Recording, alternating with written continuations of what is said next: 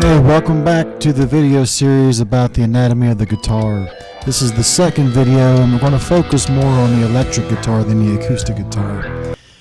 Now, as we get into this, I'm going to be talking about it as if I'm talking to someone who is just picking up a guitar for the first time, has no idea what the parts are and what the functions are for each part. So just sit back and enjoy, and I hope you learned something. Now this highlighted area is called a pickup. You can see that there's 3 of them on this guitar. These pickups have a lot of copper wiring inside of them, and those round circular pieces that you see are called pole pieces, and they're magnetized, and that's what's picking up the sound of the strings whenever you hit them. These pickups are all wired to this other part. This is a pickup selector. You use this to select which pickups on the guitar that you want to use.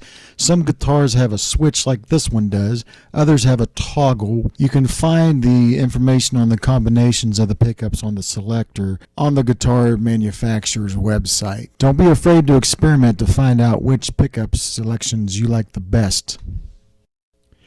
Okay, that first knob with the blue arrow, that's obviously a volume knob. That's pretty self-explanatory. I mean, it just makes the guitar either louder or quieter. A lot of people use it whenever they have a lot of what we call 60-cycle hum feedback or anything like that coming back to us. We'll turn the volume down so you don't hear it. Now the 2 tone knobs, this is kind of a difficult thing to describe if you don't know the terms. A lot of people say brighter when they're talking about adding more treble to your sound. Some people say darker when they're talking about dialing down the treble or the mids. It's all personal taste. There is no wrong setting. Whatever sounds good to you. As Josh Scott would say, if it sounds good, it is good.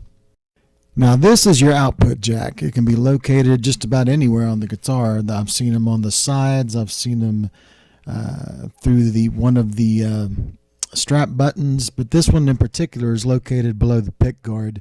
This just connects your guitar with a cable between the guitar and an amplifier.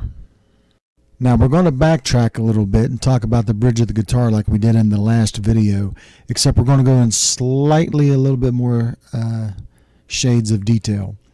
Now the whole part there, the entire silver bracket, that is called the bridge, but those little individual, and I'll put an arrow on them, these are called saddles, and these are what determine some of the height of the string away from the guitar, and they determine how in tune your guitar will stay.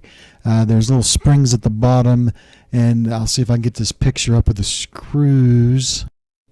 Now these screws at the bottom are for what we call intonation. I'll go over how to set your intonation on a guitar in another video, but for now just know that these screws are important and these saddles are important for your intonation, and that basically means that your guitar sounds like it's in tune no matter where you play on the neck. Now also connected to the bridge is the tremolo bar. This is something that Eddie Van Halen made really famous. That's when all of the freaky noises and stuff that got to be famous through his playing came from the tremolo bar. There's extra detail in there that I'll go into in another video, but for now just know that this is attached to your bridge and you can use that for great effect such as vibrato. And this will be all we cover for this video. There's still lots more to cover. We'll be doing the neck in the next video, and I hope you enjoyed this. I hope you learned something. If you have any questions, please don't ever be afraid to contact me. I might not be able to respond right away, but I will respond. So have a great day and have fun.